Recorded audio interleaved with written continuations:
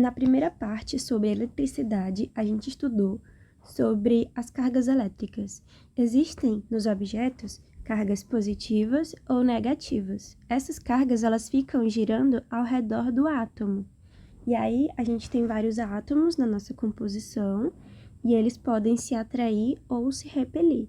Nesse experimento aqui do balão, o que aconteceu foi a gente esfregou o balão no pano. Por causa disso, eles trocaram cargas elétricas.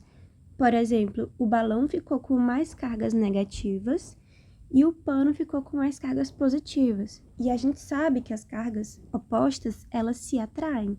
Agora, se os dois estivessem positivos, eles não iriam se atrair, eles iam se repelir. Aqui é uma representação do átomo. No núcleo do átomo, a gente tem cargas positivas. E girando ao redor dele tem as cargas negativas. Essa é a estrutura do átomo. Aqui é um exemplo mostrando o balão, como ele trocou cargas com o pano. E porque ele está positivo, o balão está negativo, os dois vão se atrair. Aí a gente chega na parte de aterramento. Por que hoje em dia todas as tomadas estão tendo essa estrutura aqui? Por que elas têm 3 pinos? O que a gente vai fazer com esses 3 pinos? É o seguinte, o terceiro pino, que é o do meio, ele vai fazer o aterramento. Quando você tem qualquer aparelho e ele está ligado ao planeta Terra, o nosso planeta, ele suga os átomos com muita facilidade. E aí, por exemplo, você está ligando o liquidificador no aterramento. Esse liquidificador, se ele tiver uma corrente elétrica muito alta para causar um curto-circuito, se ele tiver a tomada de 3 pinos, ele não vai causar curto-circuito, porque a tomada de 3 pinos, esse terceiro aqui, o terceiro, ele vai enviar todo o excesso de cargas para o planeta Terra. Então, o planeta vai sugar essas cargas e vai proteger o seu aparelho. Como é que funcionam os raios, relâmpagos e trovões? Quando a gente tem nuvens, elas vão mudando as cargas delas. Por exemplo, nessa parte aqui ela está muito negativa e o chão está positivo. O que acontece? Essas cargas querem chegar perto. Elas querem uma chegar perto da outra. Só que a nuvem está tão alta e o chão está tão longe que elas não conseguem se comunicar. E aí surge o relâmpago. O relâmpago é uma tentativa da nuvem de se comunicar com as cargas do chão.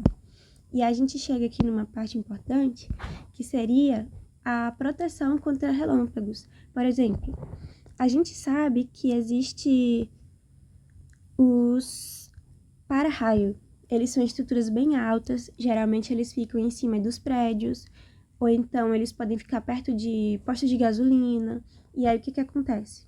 Quanto mais alta essa antena, mais ela vai atrair o relâmpago, por causa da teoria das pontas, que eu falei para vocês.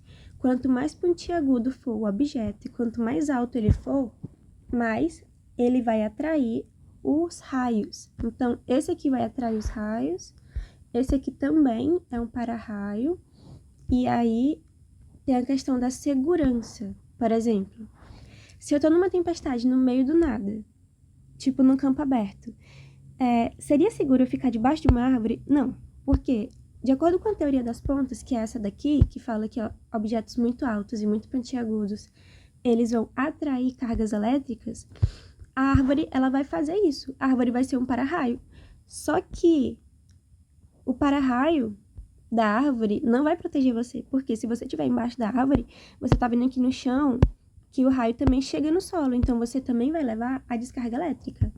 E por que eu não vou levar a descarga elétrica perto do para-raio? Porque esse para-raio, ele está conectado ao planeta Terra através do aterramento.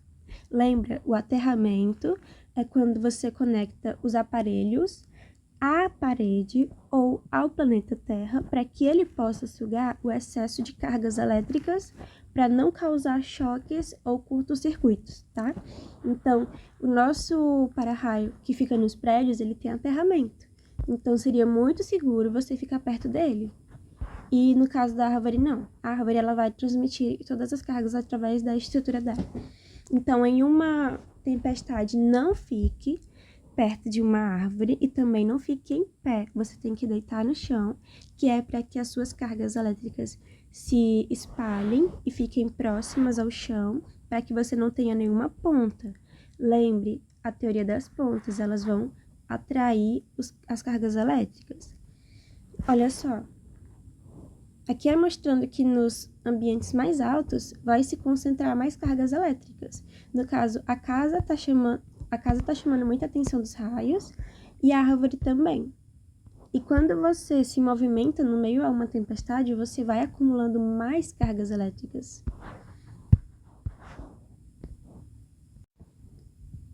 Agora, falando sobre circuitos elétricos, a gente tem dois tipos.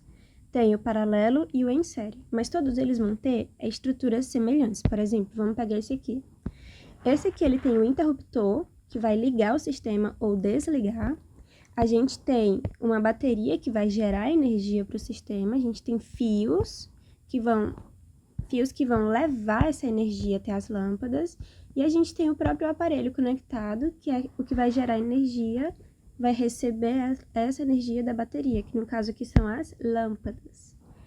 Quando eu estou falando de circuito em série, eles estão todos conectados no mesmo fio. Então, aqui a gente só tem um fio para todas as lâmpadas. Agora, se você fala de circuito em paralelo, cada lâmpada tem um fio. Existe esse fio da primeira lâmpada, esse fio da segunda e esse aqui da terceira. Então, existem várias diferenças entre um circuito paralelo e em série. Por exemplo, quando eu tenho uma casa, essa casa tem várias lâmpadas para eu acender ou desligar, por exemplo. Tem essa daqui de fora, tem a do portão, tem a da garagem, aqui a da parte de cima, tem essa daqui do cantinho. E se eu quiser ligar uma lâmpada e deixar as outras desligadas, qual seria o circuito, paralelo ou série? Vamos ver aqui. Olhando para esse fio, todas essas lâmpadas estão conectadas no mesmo fio, isso é um circuito em série. Se eu ligar essa lâmpada, todas elas vão ser ligadas, porque todas elas estão passando pelo mesmo fio de energia. Agora, se eu tenho um circuito em paralelo, por exemplo, esse aqui, se eu ligo essas lâmpadas, elas são independentes. Por exemplo, se essa daqui queimar, a de baixo ainda vai funcionar e essa daqui também vai funcionar. Então, quando eu tenho uma casa, uma escola, a gente utiliza circuitos em paralelo, porque a gente quer lâmpadas independentes. Eu não quero chegar nessa casa, apertar o interruptor e ligar todas as lâmpadas dela. Não, eu só quero ligar a do quarto, a da sala, ok? Qual seria a vantagem? A vantagem é a diferença entre a série e paralelo. No paralelo, eu posso ligar as lâmpadas de forma independente. No em série, não. Em série, ligou, todas elas vão ficar acesas. Outra vantagem do paralelo é que, se uma lâmpada queimar, por exemplo, queimou essa aqui, as outras vão funcionar, mas no em série, se essa lâmpada aqui queimar, todas vão ficar sem funcionar, porque ela quebrou a conexão. Por exemplo, aqui o fio queria levar energia para as outras, mas ele não pode, porque esse ponto, ele não está mais dando energia. Então, acabou a energia das lâmpadas. Aí a gente tem transformações de energia. Lembra? A gente tem energia térmica, elétrica, química, cinética, sonora e luminosa. Vocês vão precisar dar uma lida nessas transformações de energia, mas eu vou dar uma revisão bem aqui rapidão. Por exemplo, qual é a energia que está relacionada ao calor e às altas temperaturas? É a energia térmica. Qual é a energia liberada da quebra de ligações químicas? Olha só, ligações químicas. Então, é a energia química. Qual tipo de energia é ligada ao movimento? Se está ligada ao movimento, ela vai ser cinética. E essa daqui, a energia da mola, a energia do estilingue, né, que é a baladeira, é uma energia armazenada. Então, ela está guardada. Se você soltar o objeto, ele vai realizar o seu movimento. Por exemplo, a mola. Se eu estico a mola e depois eu solto ela, ela vai acabar voltando para o seu lugar. Então, é uma energia armazenada que está prontinha para ser liberada.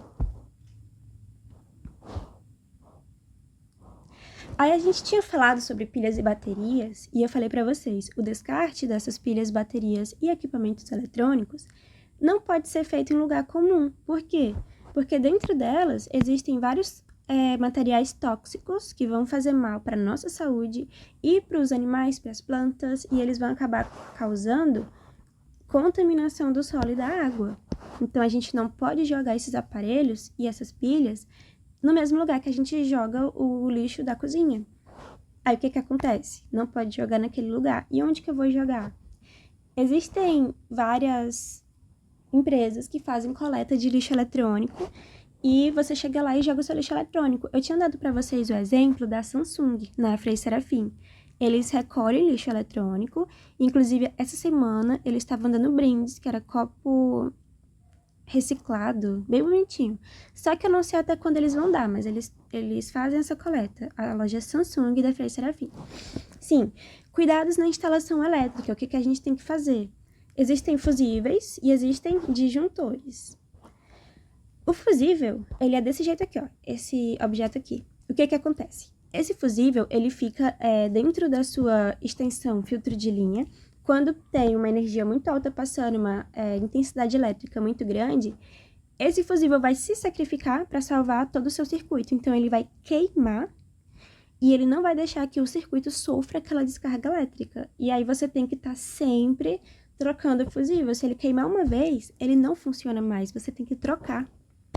E a gente tem os disjuntores, que são os melhores. Por quê? Por que o disjuntor é melhor? Esse disjuntor, ele tem essa alavanca. Quando ele percebe que está passando uma corrente muito alta e que ele vai causar um curto-circuito, que ele vai queimar seu aparelho, ele desliga essa alavanca. Ele cancela a energia do sistema para que ele não sofra curto-circuito e nem uma explosão, nem um choque. Por que o disjuntor é melhor que o fusível? Porque o disjuntor não precisa ser trocado. Ele não queima, ele só desliga o sistema. Aí você vai lá e você liga de novo essa alavanca. Só isso. Então, o disjuntor pode ser utilizado muitas vezes. Aí que são os exemplos de cuidados que você tem que ter na sua instalação elétrica. Você não pode fazer isso aqui, porque isso aqui pode causar um curto-circuito, uma explosão, um incêndio. E a gente tem a questão dos cálculos, né?